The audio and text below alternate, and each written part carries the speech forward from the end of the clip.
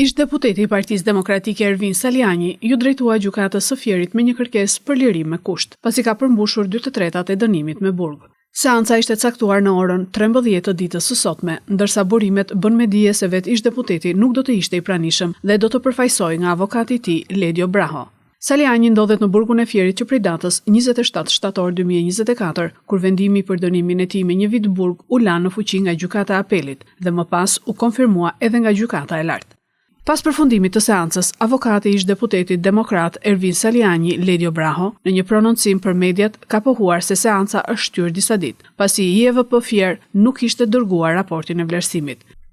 Zoti Braho, sa po ka përfunduar seanca për kërkesën që ish deputeti demokrat Ervin Saliani ka bërë për lirimin me kusht për pretendimin se ka përmbushur 2/3 e dënimit.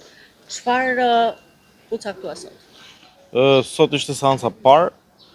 Nuk ishte mungonte raporti vlerësimit nga IEVP-ja Fier, kështu që u shty seanca me disa ditë për ditën e martë, në mënyrë që IEVP Fier të sjellë raportin lidhje me kërkuesin zotin Saliani. Pranishme sot ishin gjitha palët, ishte edhe prokurori edhe përfaqësuesi i IEVP-s Fier. Ne bëm relatim në kërkesës tonë. Gjithë argumentet, si ato që kanë të bëjnë me elementin objektiv, pra ajo që ju thatë kalimi i kohës i 2/3, si dhe për elementin subjektiv, që ai plotëson gjitha kushtet për ta përfituar lirimin me kusht para kohë. Tani ne kemi qenë gjithmonë ide se ai nuk duhet ishte fare aty, por këto kushte tashmë do duhet të bëjmë këtë kërkesë, do duhet të ecim me këtë kërkesë. Besoj do jetë dhe një seancë tjetër ose maksimumi 2 seanca derisa të kemi një vendim. Mendoni se do të dalë nga burgu duke patur parasysh që dhe tentativat e mëparshme kanë qenë të dështuara?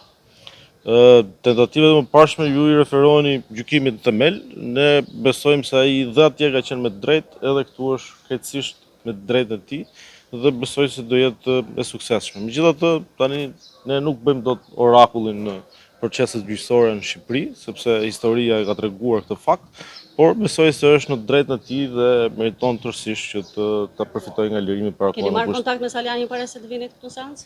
Po kam kontakte të vazhdueshme me të dhe është patjetër që ai është për vullnetin. Cili ishte shkaku që nuk u paraqite Saliani në seancën sotme?